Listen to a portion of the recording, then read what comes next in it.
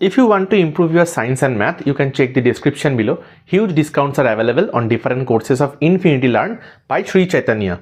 And if you use my code BB10, you will get additional 10% discount. Hello students, my self Manojit Vardhan, आपका biology teacher. इस video में मैं ICSE biology class 9 chapter aids to health से antibiotics and sulphonamide group of medicine को लेके आया हूँ। पहले हम लोग एंटीबायोटिक के बारे में जान लेते हैं। एंटीबायोटिक क्या है? Antibiotics are chemical substances produced by some micro organisms that can kill or inhibit the growth of other micro organisms. यानी अनुवीक्षणिक जीव या माइक्रो ऑर्गेनिज्म से तैयार होने वाला केमिकल्स जो दूसरे किसी माइक्रो ऑर्गेनिज्म को किल करेगा या उसका ग्रोथ को इनहिबिट करेगा। ठीक है। अब द फर्स्ट एंटीबायोटिक, पहला एंटीबायोटिक का नाम पेनिसिलिन, जो डिस्कवर्ड हुआ था in the year of 1929 by Alexander Fleming. उसके बारे में मैं बाद में आता हूं। ये जो एंटीबायोटिक जो टर्म है, ये टर्म किसने दिया था? The term antibiotics was coined by Selman Waksman in the year 1942। ठीक है। तो पहला एंटीबायोटिक का नाम है पेनिसिलिन, लेकिन ये जो एंटीबायोटिक जो टर्म है ये डिस्कवर किया था सेलमैन वैक्समैन ने। ओके। 1929 में पेनिसिलिन डिस्कवर हुआ था, लेकिन ह्यूमन हेल्थ में या ह्यूमन के डिजीज को ट्रीट करने के लिए वो अर्ली 1940s में सर्वप्रथम यूज किया गया था। आविष्कार 1929 में हुआ था, लेकिन ह्यूमन में प्रयोग किया गया था 1940s, अर्ली 1940s में। उस पर भी मैं बाद में आता हूं। अब देखते हैं डिस्कवरी ऑफ पेनिसिलिन। ये जो फर्स्ट एंटीबायोटिक पेनिसिलिन है, उसका डिस्कवरी कैसे हुआ था? डिस्कवर किया था अलेक्जेंडर फ्लेमिंग में, जो मैंने कह दिया। अलेक्जेंडर फ्लेमिंग 1928 में लंदन के हॉस्पिटल में एक बैक्टीरियम जिसका नाम है स्टेफाइलोकोक्कस। ठीक है। स्टेफाइलोकोक्कस बैक्टीरियम को लेके काम कर रहे थे लैब में। क्या कर रहे थे अलेक्जेंडर फ्लेमिंग? पेट्री डिश में डिफरेंट पेट्री डिश लेके उनमें स्टेफाइलोकोक्कस का स्टडी चल रहा था। अब पेट्री डिश में कल्चर मीडियम है और इसमें स्टेफाइलोकोक्कस बैक्टीरिया का ग्रोथ होता है, तो इनका ग्रोथ या इनके ऊपर काम कर रहे थे, स्टेफाइलोकोक्कस के ऊपर। अलेक्जेंडर फ्लेमिंग ने लक्ष्य किया कि कुछ पेट्री डिश में ये जो स्टेफाइलोकोक्कस है, ये स्टेफाइलोकोक्कस का जो ग्रोथ है वो इनहिबिट हो रहा है या स्टेफाइलोकोक्कस किल हो रहा है, यानी स्टेफाइलोकोक्कस मर जा रहा है। अब इसका ग्रोथ इनहिबिट क्यों हो रहा है? तो फ्लेमिंग ने देखा कि जिस पेट्री डिश में स्टेफाइलोकोक्कस का ग्रोथ इनहिबिट हो रहा है, उस पेट्री डिश में एक फंजाई या मोल्ड कह सकते हैं, उसका इन्फेक्शन दिख रहा था। यानी उसमें एक मोल्ड जिसका नाम है, मोल्ड का नाम क्या है? पेनिसिलियम। ठीक है। पेनिसिलियम नोटेटम था, पेनिसिलियम नोटेटम। ये जो एक मोल्ड है या फंजाई है जो ऑरेंजेस या लेमन के ऊपर मतलब देखने को मिलता है। ये मोल्ड का ग्रोथ जिस पेट्री डिश में हो गया, वहां पे देखा गया कि ये जो स्टेफाइलोकोक्कस बैक्टीरिया है, इसका ग्रोथ इनहिबिट हो रहा है। तो वहां से अलेक्जेंडर फ्लेमिंग कंक्लूजन में आया कि ये पेनिसिलियम नोटेटम जरूर कुछ केमिकल रिलीज कर रहा है, जिस केमिकल के वजह से उस एरिया में ये जो बैक्टीरिया, इसका ग्रोथ इनहिबिट हो रहा है या ये सब बैक्टीरिया किल हो रहा है। तो वहां से ही ये जो केमिकल, वो केमिकल का नाम अलेक्जेंडर फ्लेमिंग ने दिया पेनिसिलिन। ठीक है। तो ये पेनिसिलियम नोटेटम से पाया गया था, इसीलिए इसका नाम दिया गया पेनिसिलिन। तो 1929 में ये केमिकल का खोज किया सर्वप्रथम अलेक्जेंडर फ्लेमिंग ने, जो काम शुरू किया था स्टेफाइलोकोक्कस को लेके 1928 में। तो एक साल बाद ये रिजल्ट उन्हें मिला।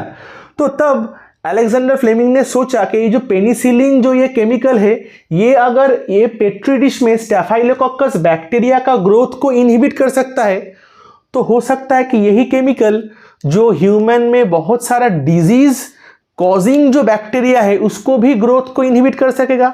इसलिए इसके बाद ये केमिकल को लेके बहुत सारा, पहले तो इंसान के ऊपर टेस्ट नहीं किया जा सकता, तो बहुत सारे एनिमल्स के ऊपर ये पेनिसिलिन टेस्ट किया गया, तो देखा गया कि हाँ बहुत सारा बैक्टीरियल जो इन्फेक्शन डिफरेंट एनिमल्स में वो इस केमिकल के प्रयोग से कंट्रोल हो रहा है।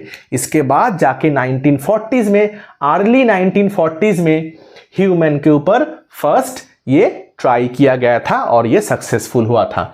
On humans penicillin was first tried in the early 1940s, जो मैंने कहा, ठीक है। It yielded very good results in treating gonorrhoea. Gonorrhoea एक सेक्सुअली ट्रांसमिटेड डिजीज है, गोनोरिया बैक्टीरियल डिजीज, तो ये डिजीज में पेनिसिलिन का ट्रीटमेंट बहुत ही शानदार रहा था, ठीक है। इन दोज अर्ली डेज, मतलब वो जो पहले के दिन यानी 1940s 1950s, जो अर्ली डेज है पेनिसिलिन के आविष्कार के बाद, उस वक्त फिजिशियंस यानी डॉक्टर्स क्या करते थे, used a combination of penicillin and sulfa drugs. Penicillin और सल्फा ड्रग को मिला के एक कॉम्बिनेशन ह्यूमन के ऊपर प्रयोग करते थे अंडर द नेम पेंटिड सल्फ, ठीक है। पेंटिड सल्फ के नाम पे एक मेडिसिन प्रयोग किया जाता था जिसमें क्या क्या कॉम्बिनेशन में कौन कौन सा चीज था, पेनिसिलिन था, उसके साथ सल्फा ड्रग्स था, ठीक है। उसके बाद a whole lot of antibiotics, इसके बाद बहुत सारा एंटीबायोटिक्स का आविष्कार हो गया। कौन कौन सा, जैसे स्ट्रेप्टोमाइसिन, क्लोरोमाइसिन, ऑरियोमाइसिन, एम्पिसिलिन एटसेट्रा, ठीक है। इसके बाद बहुत सारा एंटीबायोटिक का आविष्कार हुआ जो बहुत ही सक्सेसफुली ह्यूमन का जो बैक्टीरियल डिजीज है उसको ट्रीट करने के लिए यूज किया जा रहा है, ठीक है, हैव बीन डिस्कवर्ड। इसके बाद पेनिसिलिन के बाद बहुत सारा ऐसे डिस्कवरी हुआ है, ठीक है। अभी हम लोग देखते हैं सोर्सेस ऑफ एंटीबायोटिक्स। जो मैंने कहा कि फर्स्ट एंटीबायोटिक्स वाज पेनिसिलिन, जो पेनिसिलियम नोटेटम से अलेक्जेंडर फ्लेमिंग ने आविष्कार किया था। लेकिन अभी कॉमर्शियल प्रोडक्शन जो पेनिसिलिन का होता है वो पेनिसिलियम नोटेटम का ही एक रिलेटेड स्पीशीज जिसका नाम है पेनिसिलियम क्राइसोजेनम, तो इससे प्रोड्यूस होता है और सिंथेटिकली भी प्रोड्यूस होता है, आर्टिफिशियली या सिंथेटिकली।